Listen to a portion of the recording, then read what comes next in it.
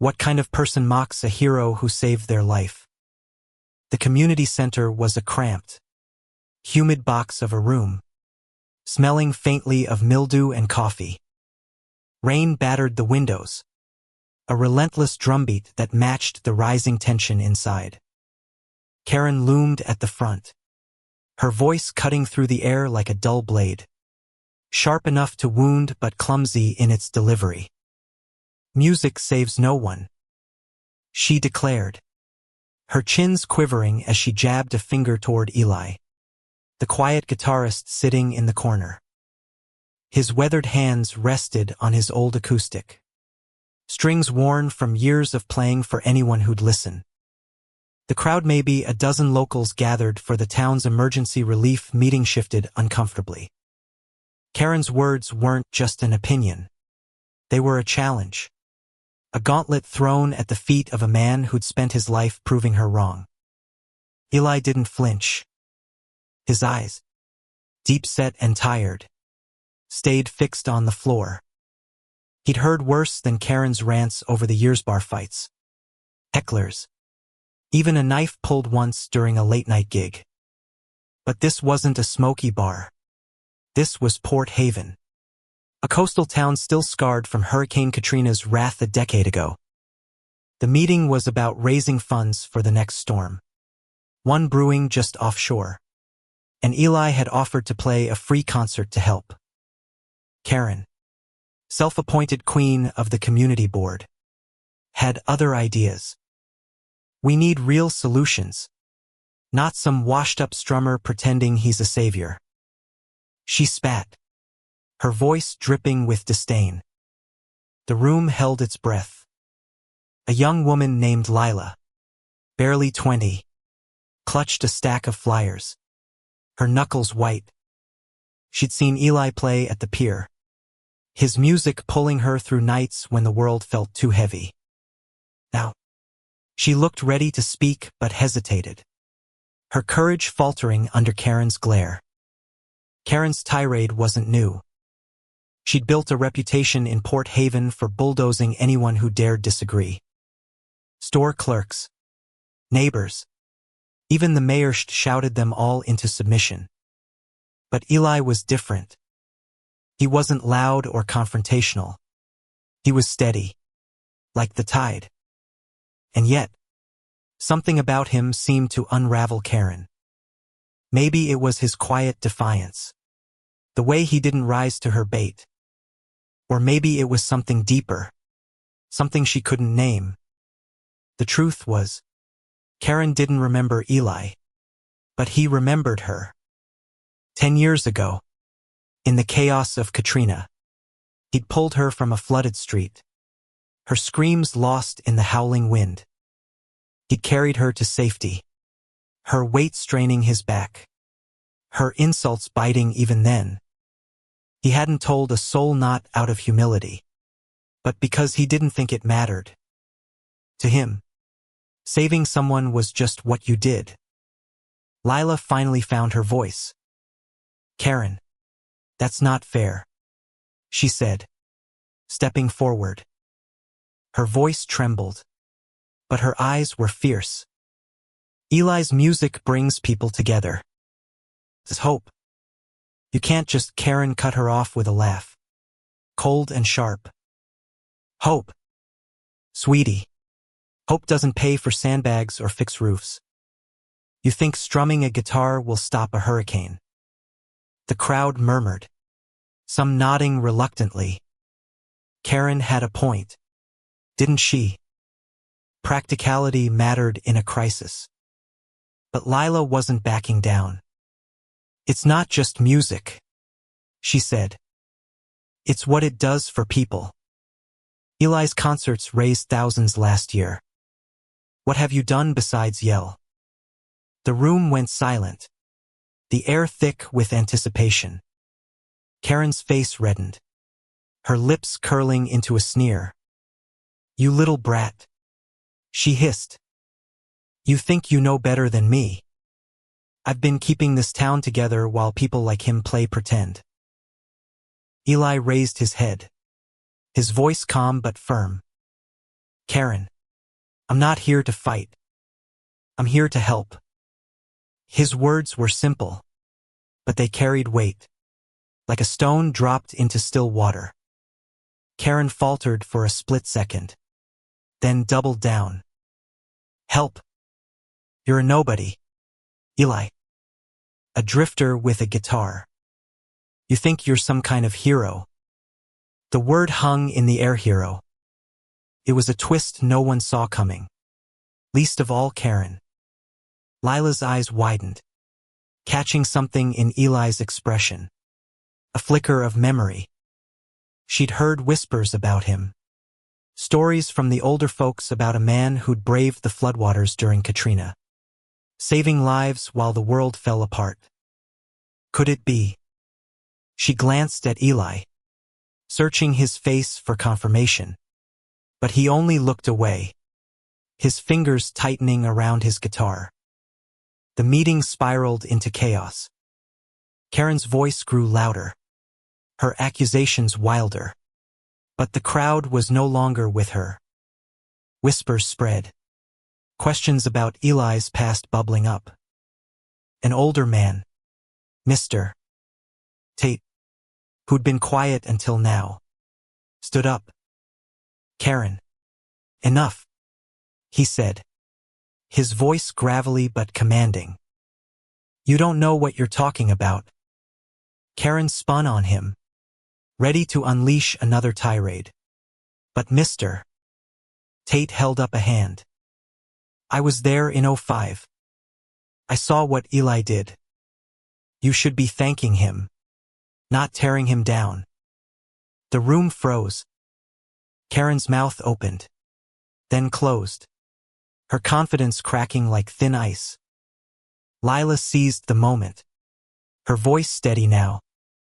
Tell us, Mr. Tate, what did Eli do? The old man's eyes softened, and he began to speak, his words pulling the crowd back to a night of terror and courage. A night Karen had long buried in her mind. Mr. Tate's voice was low, steady, like the hum of a distant engine.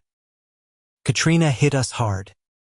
He began, his eyes fixed on a point beyond the room, beyond the present. Water everywhere, houses gone, people screaming. Most of us were just trying to survive. But Eli, he was out there in the mess, pulling people to safety. The crowd leaned in, hanging on his words. Karen stood rigid, her arms crossed, but her usual bluster was gone, replaced by a flicker of unease. She didn't remember that night, not the details. Anyway, her mind had blurred it into a haze of fear and survival. But Mr. Tate remembered. I saw him wade into chest-deep water. He continued. No boat, no gear, just him and that stubborn heart of his. He carried people to higher ground, one by one. I saw him save a woman who was screaming, half drowned, calling everyone around her useless. That woman was you, Karen. The room gasped. Karen's face drained of color, her mouth twitching as if searching for a retort but finding none. Lila's eyes darted to Eli, who still hadn't moved, his gaze fixed on the floor. He didn't want this moment, didn't want the spotlight. But the truth was out, and it was a blade cutting through Karen's armor. That's not true, she stammered, her voice weaker now. I'd remember something like that. Mr. Tate shook his head. You were out of it, Karen. Scared, angry, lashing out. Eli didn't stop to argue. He just got you to safety and went back for others. The crowd murmured, some in awe, others in disbelief. Karen's eyes darted around, searching for an ally. But even her usual supporters looked away. Lila stepped closer, her voice soft but piercing. You owe him an apology, Karen. You've been tearing him down for no reason. Karen's face twisted, a mix of shame and defiance. I don't owe anyone anything, she snapped. But the words lacked their usual venom. The room was turning against her. Not with anger but with something worse, pity. Then came the twist. A memory that hit Lila like a lightning bolt. She'd been a kid during Katrina, hiding in her family's attic, terrified. But she remembered music.